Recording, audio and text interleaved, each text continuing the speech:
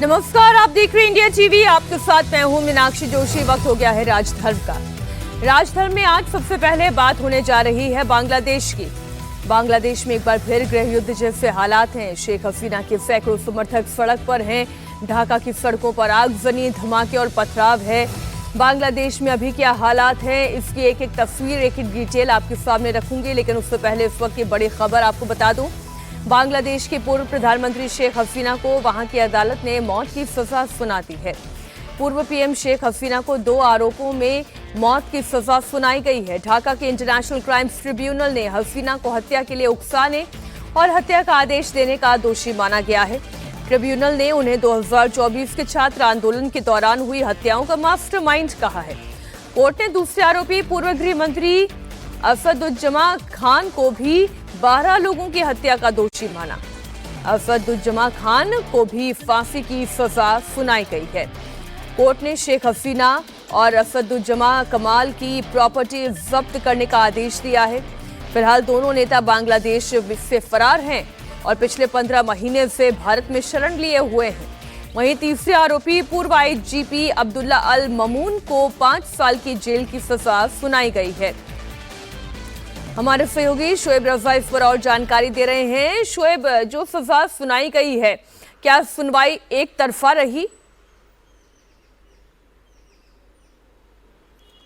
जाहिर सी बात है मीनाक्षी, चूंकि शेख हसीना जा नहीं सकती थी, वहां पर उनकी जान को खतरा था। वो किसी भी तरह से अदालत में जो अपनी बात है वो नहीं रख पाई। अदालत की तरफ से हालांकि उनको कहा गया था कि आप आइए, बात रखिए। फिर बाद में अदालत की तरफ से कहा गया कि आपको बार बार बुलाया गया लेकिन आप नहीं आए, तो इसलिए आपको ये माना जाता है कि आपने जानबूझकर कार्रवाई में हिस्सा नहीं लिया और आपको दोषी करार दिया जाता है। क्योंकि शेख हसीना भारत में हैं और भारत में शरण लिए हुए हैं। इसके अलावा पूर्व जो गृह मंत्री है बांग्लादेश के, वो भी भारत में शरण लिए हुए हैं। बांग्लादेश की जो अपराधी न्यायाधिकरण है या जो ट्रिब्यूनल है, उसका जो आदेश है वो यकीनन मौत की सज़ा उनकी तरफ से सुनाई ज़रूर गई है, लेकिन लागू नहीं हो पाएगा क्योंकि शेख हसीना वहाँ पर मौजूद नहीं है।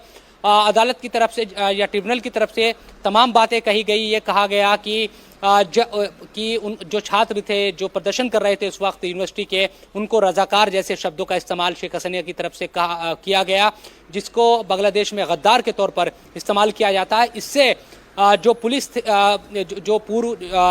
प्रमुख है, जिनको इस मामले में दोषी भी पाया गया है और सरकारी गवाह वो बन गए थे, तो उनकी बातों को मानते हुए कि उसके बाद पुलिस ने कार्रवाई की और बहुत सारे निहत्थे जो छात्र थे उन पर गोलियां चलाई और उनको जान से मार दिया। 1400 लोगों की कुल मौत हुई थी उस वक्त हिंसा में। उसके बाद हम वहां पर गए भी थे, हमने देखा था किस तरह से पूरे ढाका में हालात थे, बद इंतजामी थी, आगजनी थी, तमाम चीज़ें थी। उसके बाद से ही शेख हसीना पर मुकदमा चलाया जा रहा था। तो वहाँ के जो ट्रिब्यूनल है उसकी तरफ से तो कह दिया गया है 2 मामलों में कि फांसी की सज़ा सुनाई जाती है। उसके अलावा 3 मामलों में भी दोषी करार दिया गया है। कुल 5 मामले थे। उन मामलों में मरते दम तक जेल में रहने का जो प्रावधान है बांग्लादेशी जो न्यायपालिका की तरफ से बात कही गई है। इसके साथ साथ तमाम जो संपत्ति है शेख हसीना की या अवामी लीग की जो उनकी पार्टी है, उनको जब्त करने की भी बात कही गई है।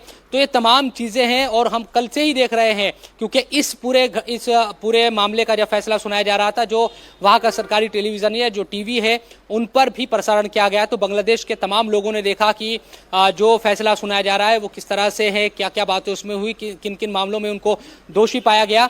ये तमाम चीज़ें की गई है। अब यकीनन जो हालात है वो एक तरीके से तनावपूर्ण है। हम सुबह से देख रहे हैं, कल से ही के हालात एक तरीके से तनावपूर्ण है। कई जगहों पर प्रदर्शन भी हुए हैं, तो उनको संभालने की भी कोशिश की जा रही है। लेकिन ये साफ है कि ये भले ही आदेश और शेख हसीना की तरफ से पहले ही, ये फैसला आने से पहले उनकी तरफ से कह दिया गया था कि ना ही उनकी बातों को सुना गया है, ना एक तरफा पूरी कार्रवाई हो रही है। और जो शेख हसीना के बेटे हैं उनकी तरफ से कहा जान पर खतरा मंडरा रहा होगा तो वो अपने लिए पैरवी भी कैसे कर पाएगा सही तरह से। बहुत शुक्रिया शोएब आपका इस पूरी जानकारी के लिए। अब सबकी नजरें इस बात पर टिकी हुई हैं कि शेख हसीना पर फैसले के बाद बांग्लादेश का क्या होगा। इसका ट्रेलर कल से ही बांग्लादेश में देखने को मिल रहा है। ढाका से लेकर देश के कई शहर जल रहे हैं। हिंसा की आग में झोंकने के लिए दंगाई ग्रुप फिर से एक्टिव हो गए हैं। दंगाई शेख हसीना के पैतृक घर को गिराने का टारगेट सेट करके पहुंचे। 15 महीने के अंदर अंदर दूसरी बड़ी हिंसा की वारदात से बांग्लादेश सहम गया है। इस दौरान बीच में अल्पसंख्यक भी दंगाइयों के टारगेट पर आए थे। बांग्लादेश में आखिर किसके इशारे पर हिंसा बढ़ रही है? खुफिया रिपोर्ट के मुताबिक पाकिस्तान की बांग्लादेश के अंदर बढ़ती गतिविधियां संदिग्ध हैं। क्या पाकिस्तान जानबूझकर बांग्लादेश में दहशतगर्दी फैला रहा है? क्या आईएसआई के इशारे पर बांग्लादेश को हिंसा की आग में झोंका जा रहा है? देखिए ये रिपोर्ट।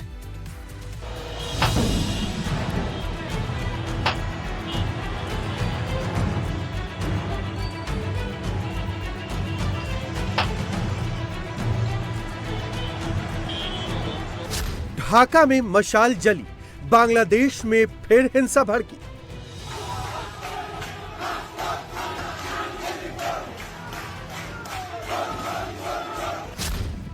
गाड़ियां फूकी, पत्थर बरसे, बांग्लादेश में फिर कट्टरपंथी भड़के।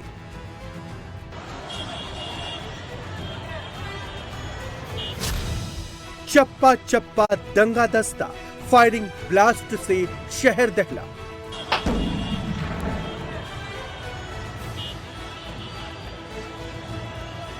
बांग्लादेश एक बार फिर से सबसे बड़े संकट की चपेट में है।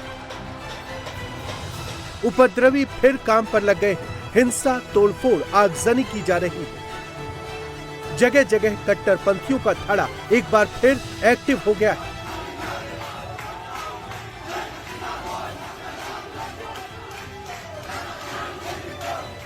गलियों के अंदर आगजनी हो रही है। उपद्रवी गाड़ियों को फूंक रहे हैं, तांडव मचा रहे हैं और प्रशासन मूक दर्शक बना हुआ है। ढाका से लेकर बांग्लादेश के कई शहरों को जलाया जा रहा है।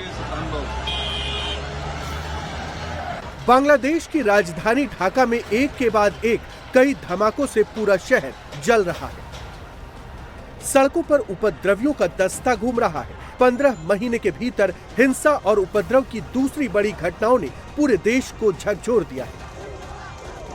पूरे बांग्लादेश में इस वक्त हाई अलर्ट जारी है। प्रदर्शनकारियों को देखते हुए शूट एट साइट का आदेश दिया गया है। ढाका में 2 बसों समेत कई गाड़ियों को फूंक दिया गया है, जिसके चलते आम लोग डरे सहमे हैं। ढाका में एक पुलिस स्टेशन कैंपस में खड़ी बसों और कचरा डंपिंग स्थल को निशाना बनाकर आगजनी की गई। देर रात तक कई इलाकों में देसी बम भी फटे। कई संवेदनशील इलाकों में धमाके और आगजनी से प्रशासन टेंशन में है। लोगों को एडवाइजरी जारी की गई है कि जब तक हालात सामान्य नहीं होते, लोग घरों से बाहर ना निकलें।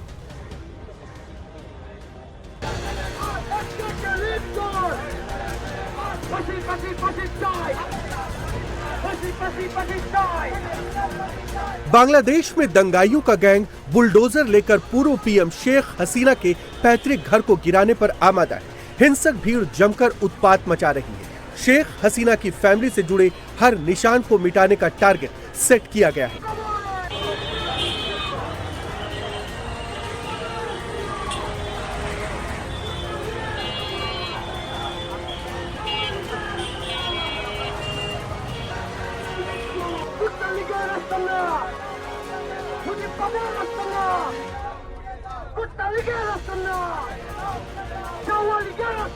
अगस्त 2024 में भी कुछ ऐसा ही मंजर सामने आया था। বাসা থেকে বের হয়েছিলেন সেই চিঠির কথা আমরা সবাই জানি। এই 5টি অভিযোগের সপক্ষে প্রসিকিউশন আন্তর্জাতিক অপরাধ ট্রাইব্যুনালে 54 জনকে সাক্ষী করেছে এবং 54 জন সাক্ষীর মাধ্যমে প্রসিকিউশন প্রমাণ করার চেষ্টা করেছে। जब एक सुनियोजित प्लानिंग के तहत बांग्लादेश में तख्तापलट हुआ था। 5 अगस्त 2024 को दंगाइयों की भीड़ ने अटैक किया। शेख हसीना को सत्ता छोड़नी पड़ी थी। देश से बाहर निकलना पड़ा था।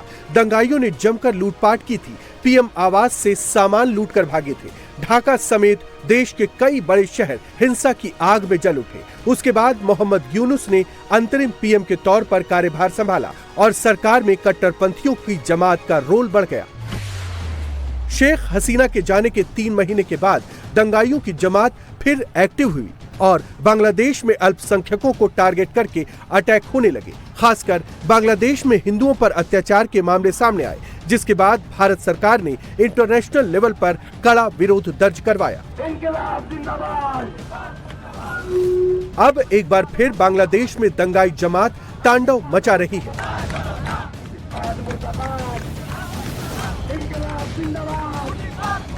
फरवरी 2026 में आम इलेक्शन की डेट है। शेख हसीना की अवामी लीग पार्टी के खिलाफ सारे उपद्रवी एकजुट हो गए हैं और साजिश के तहत एक बार फिर बांग्लादेश को उसी आग में झोंक दिया गया है।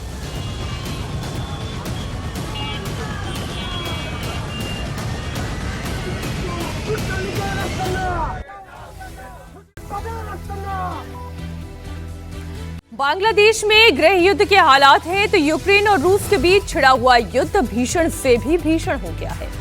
ज़ेलेंस्की ने नई मिसाइल से रूस पर सरप्राइज अटैक किया तो पुतिन ने गुस्से में आकर यूक्रेन पर अपनी सबसे खतरनाक मिसाइल से हमला कर दिया।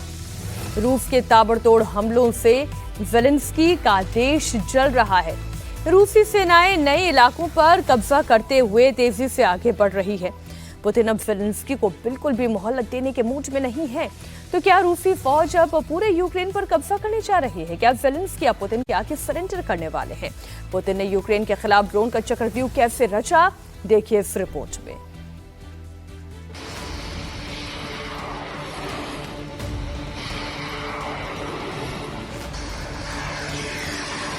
यूक्रेन की बार्स मिसाइल ने पुतिन को चौंकाया।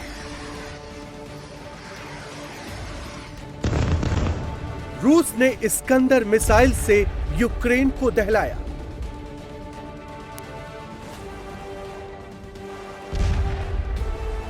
ज़ेलेंस्की ने ड्रोन से रूस की तेल रिफाइनरी को उड़ाया।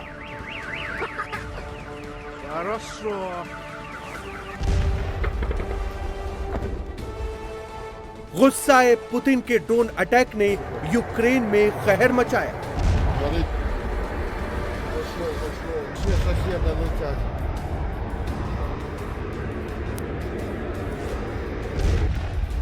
क्या पुतिन अब दिसंबर तक का इंतजार नहीं करेंगे? क्या पुतिन नवंबर में ही यूक्रेन को खत्म कर देंगे? क्या नवंबर में ही ज़ेलेंस्की पुतिन के सामने सरेंडर कर देंगे?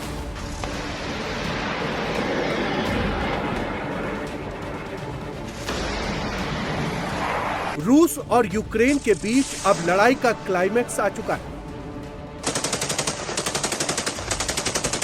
मैदानी जंग में दोनों तरफ से भयानक गोलीबारी हो रही है।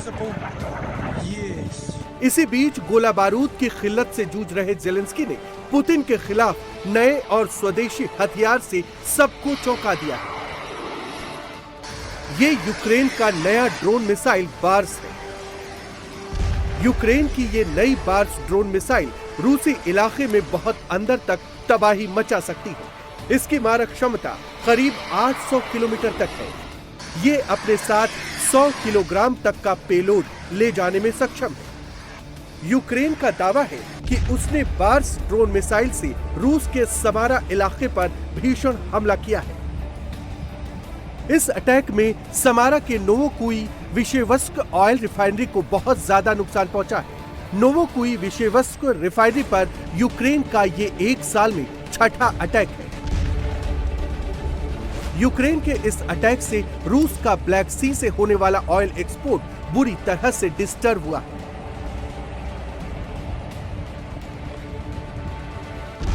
यूक्रेन लगातार रूस के अंदर एनर्जी साइट्स को अटैक कर रहा है। पिछले 3 महीने में यूक्रेन रूस के अंदर अब तक 60 से ज्यादा ऐसे अटैक कर चुका है।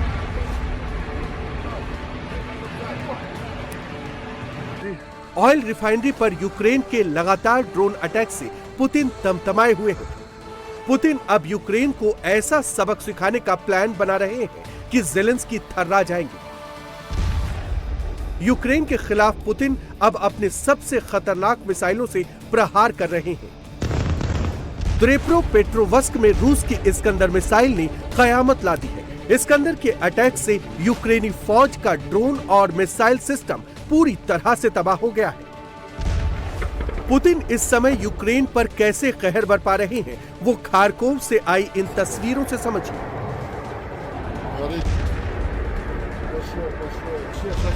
रूसी फौज ने गेरान 2 ड्रोन से खारकोव के गैस कंप्रेसर स्टेशन पर इतना भीषण अटैक किया कि धमाके की लाइट से रात का मंजर दिन में बदल गया। पुतिन की सेना चुन चुनकर यूक्रेन के सैन्य ठिकानों को तबाह करती जा रही है। आसमान से ड्रोन मौत बरसा रहे हैं तो जमीन पर रूसी सैनिक कत्ले आम मचा रहे हैं।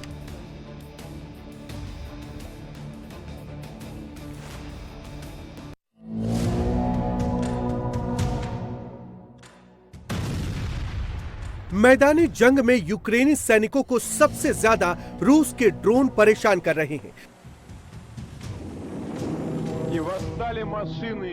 रूसी सुसाइड ड्रोन चुन चुनकर यूक्रेनी सैनिकों और मिलिट्री इंस्टॉलेशंस को उड़ा रहे हैं।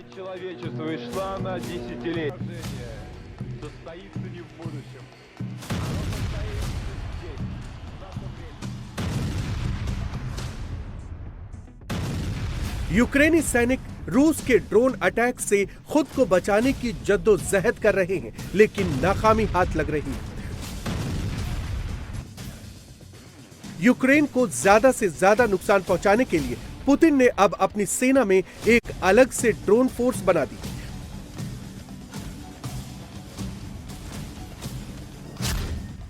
रूस की इस ड्रोन फोर्स को यूक्रेन के ड्रोन यूनिट का काउंटर माना जा रहा है। दिसंबर 2024 में प्रेसिडेंट पुतिन ने यूएसएफ बनाने का ऑर्डर दिया था। नए बने यूएसएफ में एरियल और लैंड ड्रोन को शामिल किया गया है। इस फोर्स में रेजिमेंट, बटालियन और दूसरी यूनिट्स भी तय कर दिए गए हैं। रूसी सेना के साथ मिलकर ये यूएसएफ फोर्स ऑपरेशन को अंजाम देगी। इस फोर्स में इंजीनियर्स, ऑपरेटर्स, टेक्नीशियंस और दूसरे स्पेशलिस्ट की भर्ती की जा रही है। रूस की नई बनी यूएसएफ का ताजा ऑपरेशन पोक्रोवस्क में चल रहा है, जहां इस समय सबसे भीषण जंग हो रही है।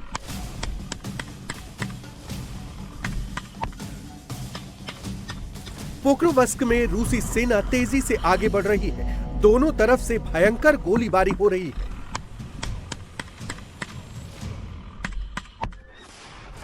पुतिन की फौज जल्द से जल्द पोक्रोवस्क को कब्जा करके गेटवे ऑफ डोनेस्क पर कंट्रोल करना चाह रही है। तो वहीं रूसी सैनिकों को रोकने के लिए यूक्रेन के सैनिक भी लगातार मोर्चे पर डटे हुए हैं।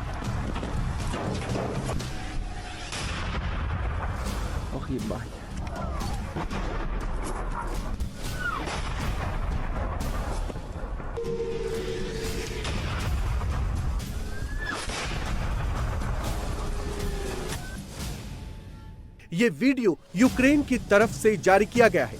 दावा किया जा रहा है कि पोक्रोवस्क में रूसी सैनिकों की मदद के लिए जा रहे रूस के बड़े मिलिट्री सप्लाई को तबाह कर दिया गया है।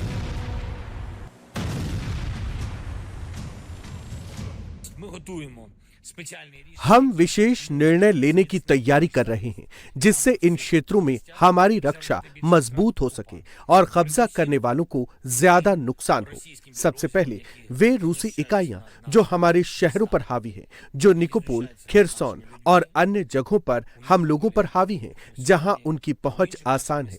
यूक्रेनियों की हत्याओं के बाद उन्होंने वास्तव में लोगों के लिए सफारी की व्यवस्था की है और ड्रोन ऑपरेटर्स को प्रशिक्षित किया है। सड़कों पर हमें और अधिक सुरक्षा की आवश्यकता है और हमारे अभियान कहीं अधिक सक्रिय है। मानव रहित प्रणालियां, पटाही, मदिरा और अन्य संबंधित इकाइयां पहले की तुलना में बहुत अधिक सक्रिय होंगी और हमसे अधिक संसाधन प्राप्त करेंगी।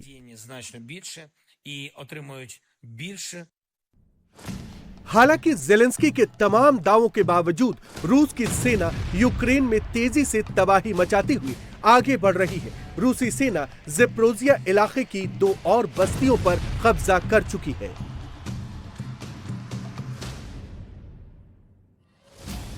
ज़ेपोरिज़िया में रूसी फौज लगातार गोलीबारी कर रही है। पुतिन का टारगेट दिसंबर शुरू होने से पहले जेलेंस्की को पूरी तरह से घुटने पर लाने की है। यूक्रेनी फौज के पास गोला बारूद की जबरदस्त शॉर्टेज हो रही है, तो वहीं पुतिन बैटलफील्ड में अपने फौजियों के पास नए नए हथियार भेज रहे हैं।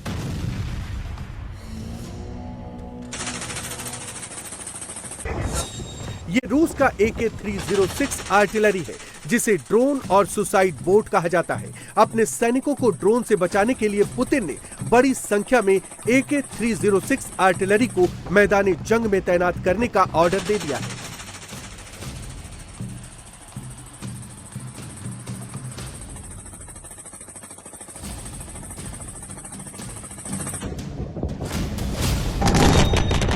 पूर्वी यूक्रेन में जहां भीषण युद्ध चल रहा है, वहां बर्फ की मोटी परत जमा होने लगी है। रूस ने ग्राउंड फोर्स के लिए नए रॉकेट सिस्टम भेजे हैं। इनमें 220 mm के लॉन्चर लगे हैं। इन्हें ट्रक और ट्रैक दोनों की चेसिस में फिट किया जा सकता है।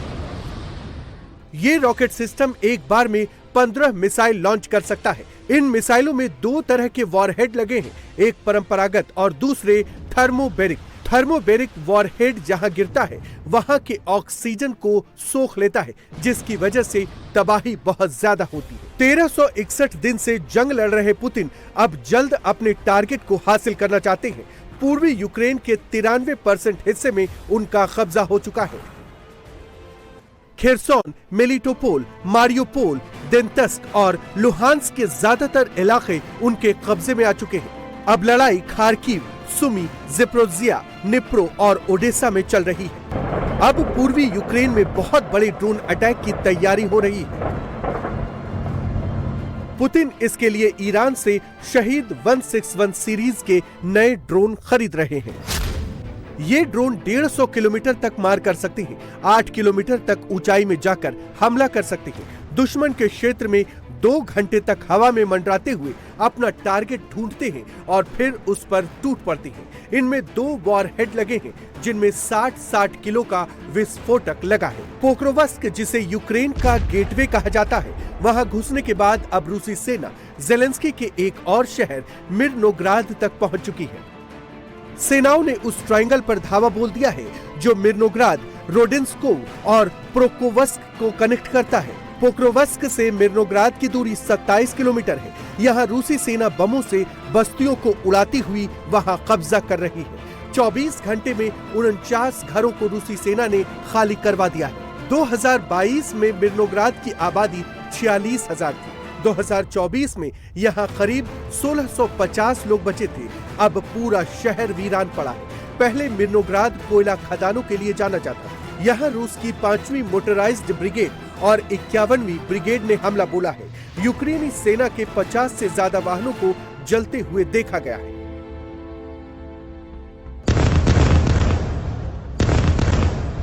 ज़ेपोरिज़िया में रूसी सेना और यूक्रेनी फौज के बीच भीषण जंग चल रही है। करीब 6 किलोमीटर के एरिया में रूसी फौजें आगे बढ़ रही है। रूसी ड्रोन यहां यूक्रेनी फौज की बख्तरबंद गाड़ियों को निशाना बना रहे हैं। एक्सपर्ट्स का मानना है कि पुतिन कम से कम 40% जमीन पर कब्जा करने के बाद ही सीज फायर के लिए तैयार होंगे। पुतिन नीपर नदी तक का हिस्सा कब्जाना चाहते हैं। इसका मतलब करीब आधा यूक्रेन छीनना चाहते हैं और बचे हुए आधे यूक्रेन को बफर जोन बनाना चाहते हैं, जो हथियार नहीं रख सकता, नाटो से दूर रहेगा, तभी बात बनेगी। I take about 40% if I were in Putin's shoes, right? I mean, you know, again, it's worth repeating this, even though you and I have talked about it many times, because the West is unwilling to accommodate the Russians in any way, and the West is still interested in wrecking Russia as a great power.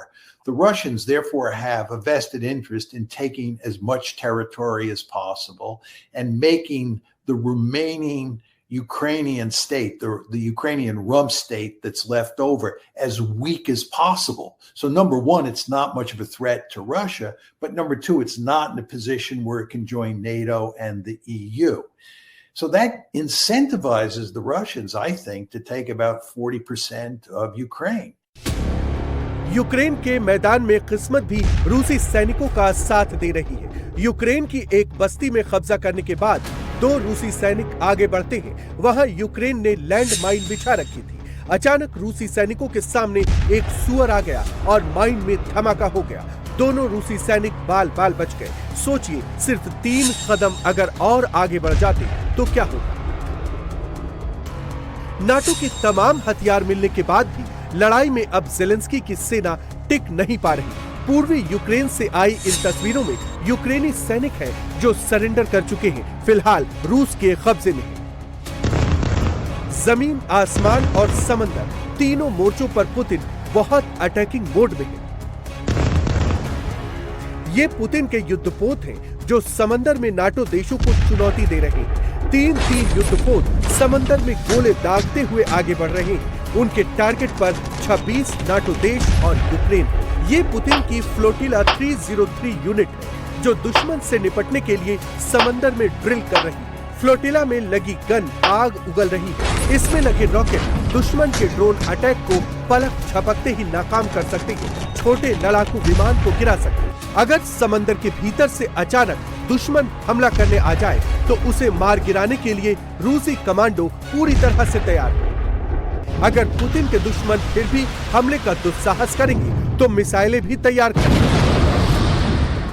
संदेश साफ है, Putin तभी रुकेंगे जब Trump Kyiv से Zelensky को बाहर करेंगे। नाटो देश जेलेंस्की को हथियार देना बंद करेंगे।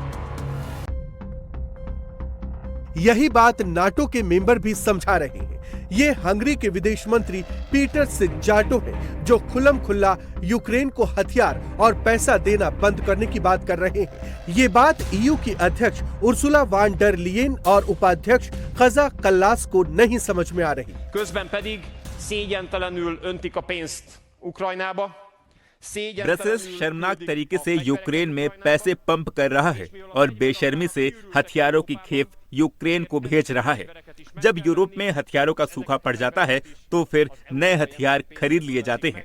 ये हथियार यूरोप के लोगों के पैसों से खरीदे जा रहे हैं। ये सब मिलिट्री माफिया के इशारे पर किया जा रहा है। हमने अब तक एक भी रिपोर्ट ऐसी नहीं देखी जिसमें यहाँ के लोगों की बेहतरी के लिए कुछ खरीदा गया हो।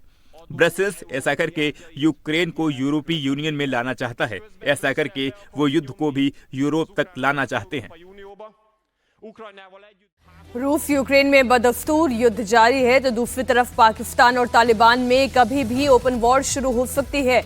तालिबान के डबल मार ने पाकिस्तान की हालत पतली कर दी है, लेकिन फिर भी वो खुली जंग की गीदड़ भभकी दे रहा है।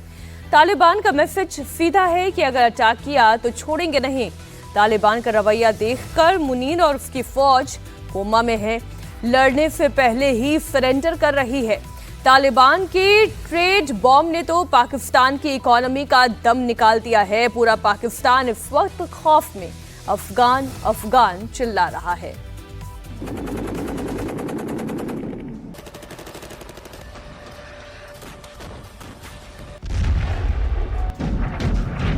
सही कह रहे हैं, फिर हमारी तुम्हारी खुली जंग है। पाकिस्तान तालिबान में छिड़ने वाली है खुली जंग।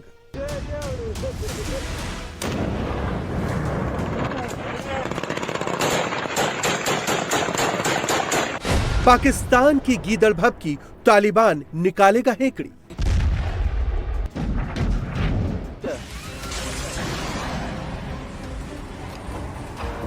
और हम इनको बताएंगे कि पाकिस्तान कौन है और हमने अपने टारगेट बिल्कुल लॉक किए हुए हैं।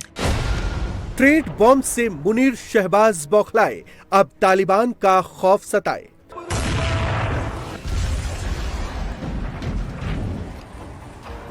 को बचाने वाले थे और ये हमारे गले पे लटके हुए हैं। अब हमें इनका कोई ना कोई बंदोबस्त तो करना ही पड़ेगा। हम जिंदा रहना चाहते हैं। तालिबान के तेवर देखकर पाकिस्तान की मति मारी गई है। वो खुद कंफ्यूज्ड है, करे तो क्या करे। पाकिस्तान भी खुली जंग की बात कर रहा है तो कभी बातचीत के लिए गिड़गिड़ा रहा है। पाकिस्तान अगर जंग की सोच रहा है तो फिर इन तस्वीरों को देखकर उसके हुक्मरानों और कायर फौज के सुप्रीम मुनीर को फिर से सोच विचार कर लेना चाहिए, क्योंकि तालिबान ने तो अपना इरादा साफ जता दिया है। लाहौर और इस्लामाबाद तक मारने का ऐलान कर दिया है और ऐसा कभी भी हो सकता है।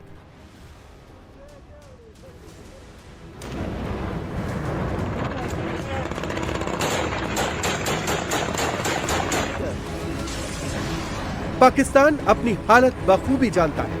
वो अफगान के साथ न लड़ सकता है और न ही किसी तरह के अटैक से खुद को बचा सकता है, बस सिर्फ गीदड़ भभकी दे सकता है। पाकिस्तान के टीवी चैनल्स पर सिर्फ तालिबान के खौफ का साया दिखाई दे रहा है। बात जिंदगी और मौत तक आ पहुंची है। जिंदगी के लिए तालिबान से रहम की भीख मांगी जा रही है। दूसरी तरफ फितरत के मुताबिक मौत से बचने के लिए दबी आवाज में धमकी भी दी जा रही है। पाकिस्तान हाल ही में हुए 2 अटैक के लिए तालिबान को जिम्मेदार बताता है, लेकिन तालिबान ने इससे पल्ला झाड़ते हुए पाकिस्तान को वार्निंग दे दी कि अगर पाकिस्तान ने हमला किया तो जवाब जबरदस्त तरीके से दिया जाएगा।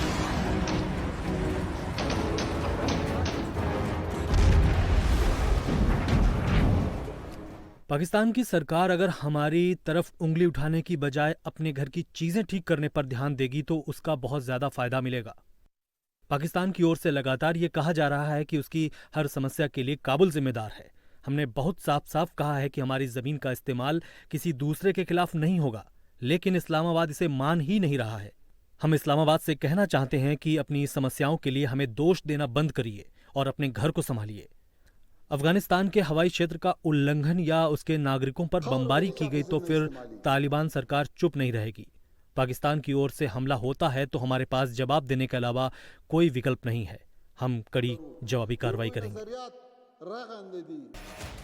तालिबान पाकिस्तान को नेस्तनाबूद करने के लिए पूरी तरह से तैयार है, लेकिन पाकिस्तान एक्सपर्ट्स कह रहे हैं कि दोनों तरफ से सेलेक्ट ऑपरेशन होगा, लेकिन वॉर नहीं। दूसरी तरफ तालिबान डूरंड लाइन पार करके अंदर भी घुस सकता है। तो क्या जब तालिबान मुनीर की फौज को बाहर से आकर उड़ाना शुरू करेगा तो पाकिस्तान के अंदर मौजूद तालिबान यानी टीटीपी भी इसके साथ हो लेगा? क्या खैबर पख्तूनख्वा के पश्तून पठान भी बंदूकें उठाकर इन्हीं के साथ हो लेंगे? पाकिस्तान ने अफगानिस्तान के अंदर डूरंड रेखा पर बफर जोन बनाने की मांग की है, जिससे दोनों देशों के बीच तनाव बढ़ गया है। हालांकि इस पर कोई अंतिम समझौता नहीं हुआ है। नतीजा ये है कि डूरंड लाइन यानी पाकिस्तान अफगानिस्तान के बीच 2640 किलोमीटर लंबी सीमा रेखा पर हालात नाजुक बने हुए हैं। दूसरी तरफ तालिबान सरकार इस्लामाबाद पर ट्रेड बॉम्ब फोड़ चुकी है।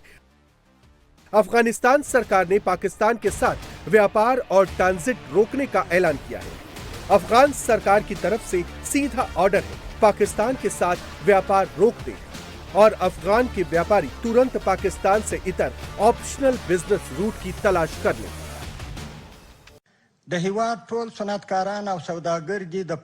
देश की गरिमा की रक्षा, व्यापार उद्योग और अफगानियों के अधिकारों की रक्षा के लिए इस्लामिक अमीरात ने हमारे व्यापारी भाइयों को सूचित किया है। इसमें पाकिस्तान की तरफ से बार बार व्यापार किए जाने वाले रास्तों को रोका गया है। साथ ही गैर राजनीतिक मुद्दों को राजनीतिक टूल के रूप में इस्तेमाल किया गया है। नोटिस के बावजूद अगर कोई भी व्यापारी पाकिस्तान के रास्ते माल का इंपोर्ट या एक्सपोर्ट करता है तो उसे मुश्किलों का सामना करना पड़ेगा। अगर उस व्यापारी पर किसी तरह की मुश्किल आती है, सरकार उस व्यापारी की कोई मदद नहीं करेगी। इसलिए हम सलाह दे रहे हैं कि पाकिस्तान के साथ व्यापार को रोक दें।